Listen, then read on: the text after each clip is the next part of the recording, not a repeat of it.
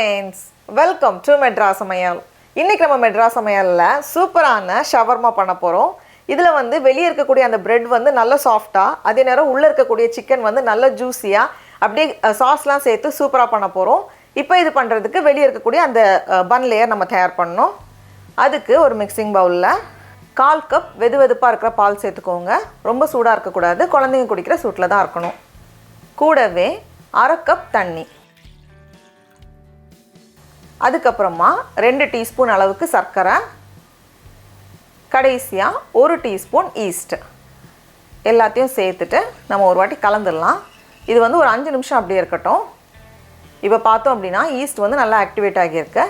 இப்போ இதோட வந்து 2.5 கப் மைதா மாவு சேர்த்துக்கோங்க. நான் கீழே டிஸ்கிரிப்ஷன் பாக்ஸில் கிராம்ஸ் கணக்கு வந்து மென்ஷன் பண்ணுறேன். கூடவே 1/2 டீஸ்பூன் உப்பு, 1 டேபிள் ஸ்பூன் அளவுக்கு சர்க்கரை, கடைசியாக 2 டேபிள் ஸ்பூன் அளவுக்கு எண்ணெய் எல்லாத்தையும் சேர்த்துட்டு நம்ம நல்லா கலந்து வச்சிடலாம். ஒரு 10 நிமிஷம் போல் நம்ம நல்லா கை வச்சு கலந்து வைக்கணும். இப்போ பார்த்தோம் அப்படின்னா இன்னும் கொஞ்சமாக தண்ணி எனக்கு தேவைப்படுது. நான் வந்து 1 டீஸ்பூன் போல் தண்ணி சேர்த்துருக்கேன். சேர்த்துட்டு ஒரு 10 நிமிஷம் போல் நல்லா நம்ம வந்து கலந்து வச்சிடலாம். இது வந்து ரொம்ப ஹார்டாக இருக்கக்கூடாது. மாவு வந்து நல்லா சாஃப்டாக தான் இருக்குது. அதே நேரம் கையில் ஒட்டலை. நம்ம வந்து நல்லா கலந்து வச்சதுனால கையில் ஒட்டாமல் சூப்பராக வந்திருக்கு. இந்த மாதிரி சாஃப்டாக இருக்கணும்.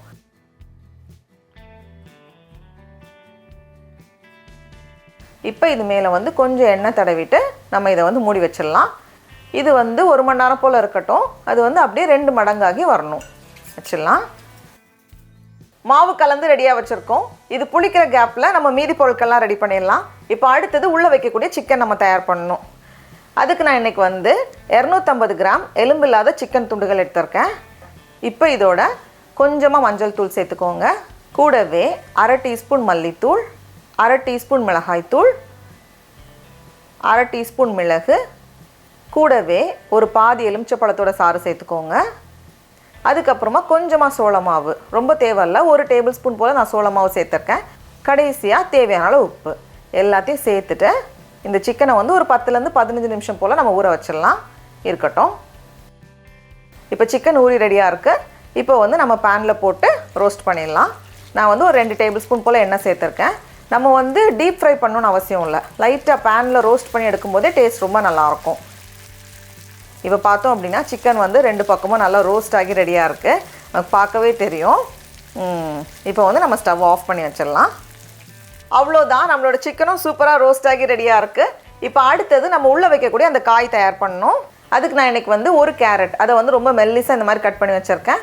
கூடவே ஒரு பாதி போல் குடை மிளகாய், அப்புறமா ஒரு பாதி போல் வெங்காயம். இது கூடவே நம்ம வந்து எலுமிச்சப்பழத்தோட சாறு சேர்க்கணும். இது வந்து ரொம்ப பெரிய சைஸுங்கிறதுனால நான் வந்து பாதி எலுமிச்சப்பழம் எடுத்திருக்கேன். சின்ன சைஸ் எலுமிச்சப்பழம்னா நமக்கு வந்து 1 தேவைப்படும். கூடவே தேவையான அளவு உப்பு, கடைசியாக கொஞ்சமாக மிளகு எல்லாத்தையும் சேர்த்துட்டு நம்ம கலந்துட்டு ஒரு 10 நிமிஷம் நம்ம ஊற வைக்கும் போதே நல்லாயிருக்கும். பாருங்கள், இந்த மாதிரி இருக்கட்டும். அடுத்தது நம்ம வந்து ஒரு ஸ்பெஷல் சாஸ் தயார் பண்ண போகிறோம். நம்ம இது எப்பவும் பண்ணுறது தான். அதுக்கு ஒரு மிக்சிங் பவுலில் 4 டேபிள் ஸ்பூன் அளவுக்கு மயோனைஸ் சேர்த்துக்கோங்க. கூடவே 2 டேபிள் ஸ்பூன் அளவுக்கு சில்லி சாஸ், அப்புறமா 2 டேபிள் ஸ்பூன் அளவுக்கு தக்காளி சாஸ், கெச்சப், கடைசியாக கொஞ்சம் மிளகு எல்லாத்தையும் சேர்த்துட்டு நம்ம கலந்துட்டோம் அப்படின்னா சூப்பரான சாஸ் ரெடி ஆகிரும். இது வந்து ரொம்ப நல்லாயிருக்கும். அப்படி இல்லைனா நமக்கு வந்து வெறும் மயோனைஸ் இருந்துச்சுன்னா அது மட்டும் சேர்த்துக்கலாம். இல்லை வந்து நமக்கு என்ன காம்பினேஷன் பிடிக்குமோ, என்ன சாஸ் பிடிக்குமோ அது சேர்த்துக்கலாம். சாஸ் சேர்க்கும் போது இன்னும் டேஸ்ட் நல்லாயிருக்கும். இந்த மாதிரி கலந்து ரெடியாக வச்சுருக்கேன். இப்போ வந்து நம்ம எல்லாமே தனித்தனியாக வைக்கிறதுனால ஓகே தான். நம்ம வந்து சிக்கனோட கலந்துட்டோம் அப்படின்னா அந்த சமமாக அந்த க்ரீமினஸ் இருக்கும். நமக்கு அந்த சாஸ் வந்து எல்லா சிக்கனோடையும் கோட்டாகி நல்லா கரெக்டாக இருக்கும். ரெடியாக இருக்குது. இப்போ நம்ம புளிக்க வச்ச மாவு பார்த்தோம் அப்படின்னா நல்ல பெருசாகி வந்திருக்கு. வழக்கம் போல் ஒரு டிஷ்யூம் கொடுத்துடலாம். இந்த மாதிரி நல்ல பல தடவை டிஷ்யூம் கொடுத்துட்டு இதை வந்து கொஞ்சம் சின்ன சைஸாக வேணும்னா நம்ம 12ஆக பிரிச்சுக்கலாம். நான் வந்து கொஞ்சம் பெரிய சைஸாக பண்ணுறதுனால நான் வந்து 10ஆக பிரிச்சுருக்கேன். 10ஆக பிரித்ததுக்கப்புறமா இதிலேருந்து 1 எடுத்துகிட்டு நம்ம கை வச்சு லைட்டாக ஃபஸ்ட்டு வந்து ஃப்ளாட் பண்ணிடலாம். அப்போ வந்து ஈஸியாக தான் இருக்கும். இந்த மாதிரி கை வச்சு கொஞ்சமாக விரிச்சிட்டு அதுக்கப்புறமா ஒரு சப்பாத்தி கட்டை வச்சு நம்ம கொஞ்சம் கூட மெல்லிசாக விரிக்கணும். ஏன்னா நம்ம வந்து அதை வேக வைக்கும்போது இன்னும் கொஞ்சம் குண்டாகும். அதனால் வந்து கொஞ்சம் மெல்லிசாக விரிச்சுக்கோங்க. அதெல்லாம் ரொம்ப மெல்லிசாக இருக்கக்கூடாது, கொஞ்சம் இந்த அளவுக்கு இருக்கணும். இப்போ இதில் வந்து கொஞ்சம் எண்ணெய் நம்ம நடுவில் தடவிட்டோம் அப்படின்னா நமக்கு வந்து அதை பிரிக்கிறதுக்கு ஈஸியாக இருக்கும். எண்ணெய் லேசாக தடவிட்டு இதை வந்து நம்ம 2ஆக மடித்து வைக்கணும். மடிச்சுட்டு லைட்டாக அழுத்திக்கோங்க. அப்போ தான் வந்து கரெக்டாக இருக்கும். பாருங்கள், இந்த மாதிரி ரொம்ப குண்டாகவும் இருக்கக்கூடாது, அதனால் ஓவர் மெல்லிஸாகவும் நம்ம பண்ணக்கூடாது. இந்த ஸ்டேஜ் வந்து கரெக்டாக இருக்கும். நான் வந்து 10ஆக பிரிச்சிருக்கேன். நமக்கு வந்து கொஞ்சம் கூட சின்ன சைஸ் போதும்னா நம்ம 12ஆக பிரிச்சுக்கலாம். அப்போ வந்து இன்னும் கொஞ்சம் கூட குட்டி குட்டியாக அழகாக இருக்கும். இது வந்து ஒன்று சாப்பிட்டாலே நமக்கு போதும், அந்த அளவுக்கு இருக்கும்.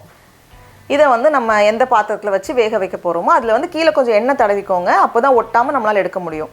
அதனால் எண்ணெய் தடவிட்டு நான் உள்ளே வச்சுருக்கேன். இது வந்து ஒரு 15 நிமிஷம் இருக்கட்டும். அதுக்கப்புறமா நம்ம வந்து வேக வைக்கலாம்.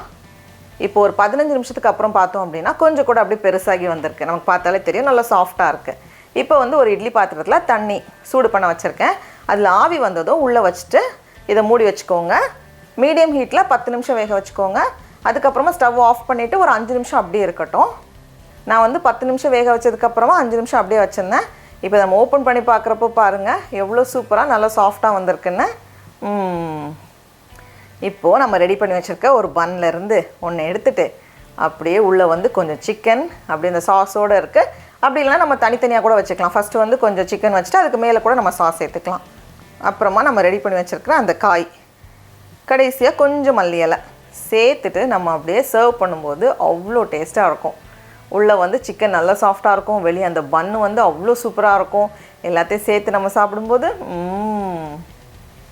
இதை வந்து நான் அப்படியே பிச்சு காமிக்கிறேன் பாருங்கள். இது வந்து பன்னா மேகமான்னு கேட்பாங்க, அந்த அளவுக்கு நல்லா சாஃப்டாக இருக்கும். சடா, நம்மளோட சூப்பரான அப்படியே சாஃப்டான ஷவர்மா ரெடியாக இருக்குது. இப்போ நம்ம டேஸ்ட் பண்ணி பார்க்கலாமா?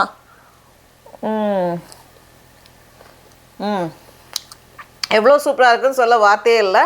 நீங்களும் கண்டிப்பாக இந்த ரெசிபியை வீட்டில் செஞ்சு பாருங்கள். உங்களுக்கு இந்த வீடியோ பிடிச்சிருந்துச்சுன்னா மெட்ராஸ் சமையலுக்கு சப்ஸ்கிரைப் பண்ணுங்கள்.